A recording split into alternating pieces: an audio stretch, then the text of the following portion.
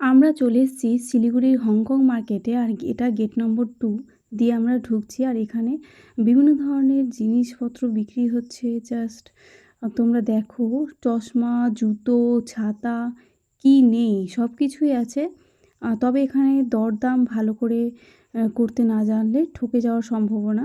তাই ভালো করে দরদাম করে জিনিসপত্র কিনতে হবে।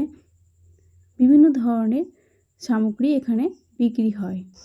বিভিন্ন ধরনের ঘড়ি, ইলেকট্রনিক্স গ্যাজেট, তারপরে গান শোনার জন্য ব্লুটুথ স্পিকার সব কিছুই পাওয়া যায়। আর বিভিন্ন ধরনের পুতুলও পাওয়া যায়। এই পুতুলগুলো খুবই সুন্দর দেখতে।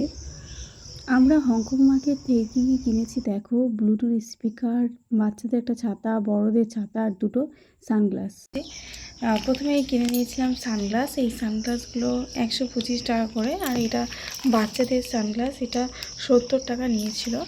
আর এই ছাতাটা 3 fold ছাতা, এটা প্রিন্ট আছে। আর এই ছাতাটা আমরা নিয়েছি 150 টাকা করে। আর এই যে এই বাচ্চাদের ছাতা, এই ছাতাটা 120 টাকা। আর এইটা সাউন্ড বক্স, এই সাউন্ড বক্সটা 240 টাকায় আমরা নিয়েছি। হংকং মার্কেটে দাম দর করেই জিনিসপত্র কিনতে হবে। আর মানে এক এক রকম দাম চাই এক এক দোকানে। এটা খুবই খারাপ জিনিস যদিও।